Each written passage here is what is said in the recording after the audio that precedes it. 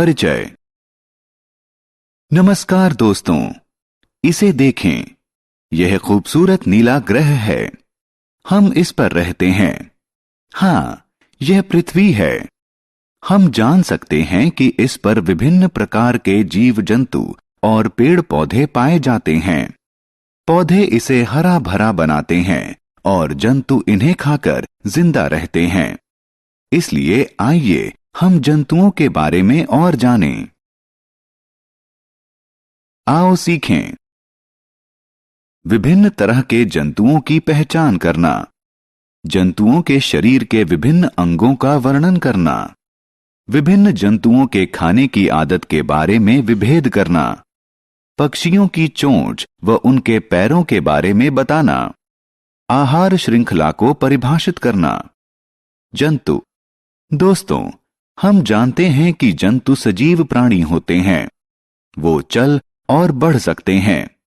उनमें अपने तरह के नए जंतु उत्पन्न करने की क्षमता होती है।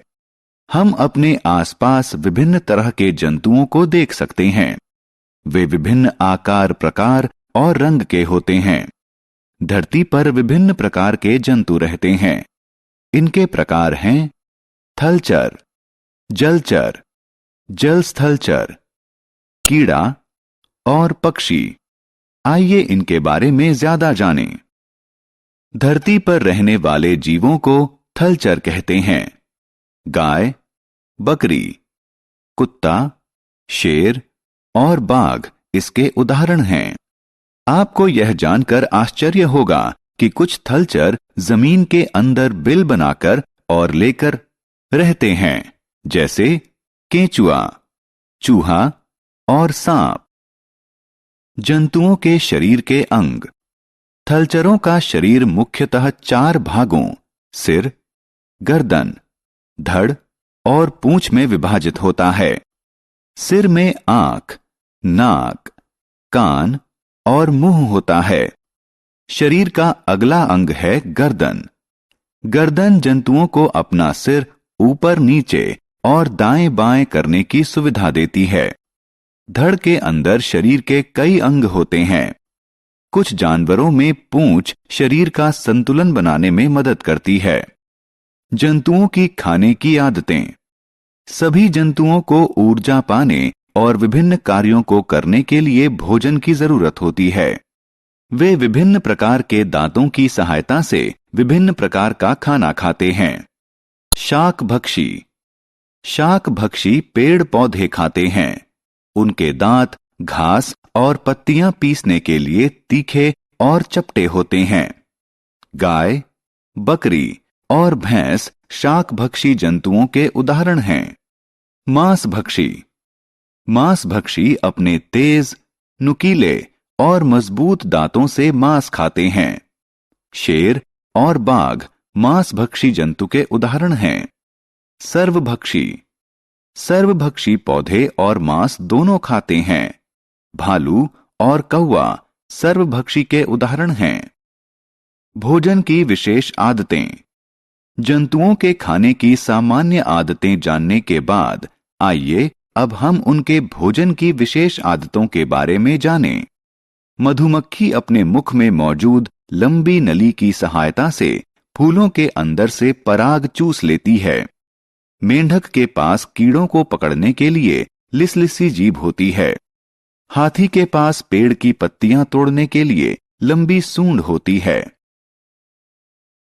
जंतुओं के बच्चों की देखभाल। आइए अब हम अपने दूसरे विषय जंतुओं के बच्चों की देखभाल पर चलें। हमने देखा है कि जंतुओं के बच्चे भी उन्हीं की तरह दिखते हैं। सभी जंतु अपने बच्चों को खाना खिलाते हैं और उनकी देखभाल करते हैं। कुत्ते के बच्चों को उनकी सुरक्षा हेतु उनके लिए बनाए गए घर में रखना चाहिए। बछड़े, गाय और भैंसों की सुरक्षा के लिए साइबान में रखना चाहिए। कंगारू अपने बच्चे की सुरक्षा के लिए उसे अपने पेट के थैले में रखते हैं। जलचर, जलस्थलचर और कीड़े। आइए अब अन्य जंतुओं जलचर, जलस्थलचर और कीड़ों के बारे में जानें। पानी में रहने वाले जंतुओं को जलचर कहते हैं। मछली, व्हेल और कछुआ जलचर के उदाहरण हैं। कुछ जानवर ऐसे होते हैं जो जमीन और पानी दोनों में रह सकते हैं। उन्हें जल स्थलचर कहते हैं, जैसे कि मेंढक और सांप। कीड़े जमीन या किसी दूसरे आधार के सहारे रेंगते हैं, जैसे कि मकड़ी और चींटी। कुछ कीड़े उड़ भी सकते हैं। पक्षी। आइए अब पक्षियों के बारे में जानें। पक्षी ऐसे जंतु होते हैं जिनके पास पंख होते हैं और वो उड़ सकते हैं।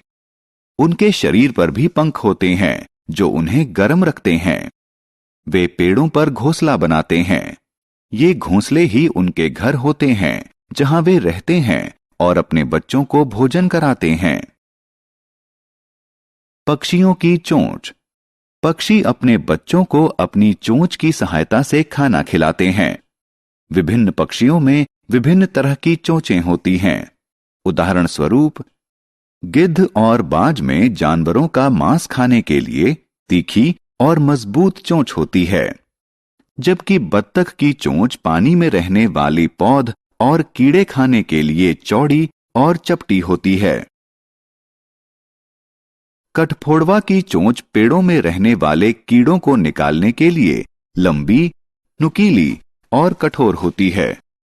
पक्षियों के पैर और पंजे। अलग अलग पक्षी अपने पैर और पंजों का प्रयोग अलग अलग तरीके से करते हैं। गिद्ध और बाज के पंजे छोटे जानवरों को पकड़ने के लिए तीखे और मजबूत होते हैं। बत्तख के पंजे तैरने में सहायता देने के लिए जाल युक्त होते हैं। कठफोड़वा के पैर चौड़े होते हैं जो उसे पेड़ पर चढ़ने में सहायता करते हैं। आहार श्रृंखला। दोस्तों, क्या आप जानते हैं कि सभी जंतु एक दूसरे से जुड़े हुए हैं? वास्तव में वे सभी भोजन के लिए एक दूसरे पर निर्भर हैं। शाकभक्षी पोषण पाने के लिए पेड़ पौधे खाते हैं। मांसभक्षी शाकभक्षियों का मांस खाते हैं, जबकि सर्वभक्षी पोषण पाने के लिए शाकभक्षी और मांसभक्षी दोनों को खाते हैं। आहार श्रृंखला उस अनुक्रम को कहते हैं जो बताता है कि जिंदा रहने के लिए कौन जंतु क्या खाता है। उदाहरण स्वरूप, खरगोश घास खाता है और शेर खरगोश को खाता है। भालू दोनों को खा सकता है। हमने क्या चर्चा की? सभी जंतु सजीव प्राणी होते हैं। वे विभिन्न आकार, प्रकार और रंग के होते हैं। जंतु विभिन्न प्रकार के होते हैं, जैसे थलचर, जलचर, जलस्थलचर, कीड़ा और पक्षी। जमीन पर रहने वाले जंतुओं को थलचर कहते हैं। थलचरों का शरीर मुख्यतः 4 भागों सिर, गर्दन, धड़ और पूंछ में विभाजित होता है। आहार की आदतों के आधार पर जंतुओं को शाकभक्षी, मांसभक्षी और सर्वभक्षी में बांटा जाता है। पानी में रहने वाले जंतुओं को जलचर कहते हैं। कुछ ऐसे भी जंतु होते हैं जो जमीन और पानी दोनों में रह सकते हैं। उन्हें जल स्थलचर कहते हैं। जमीन या किसी दूसरे आधार के सहारे रेंगने वाले जंतुओं को कीड़ा कहते हैं। पक्षी उन जंतुओं को कहते हैं जिनके पास पंख होते हैं और वो उड़ सकते हैं। उनके शरीर पर भी पंख होते हैं जो उनके शरीर को गर्म रखते हैं।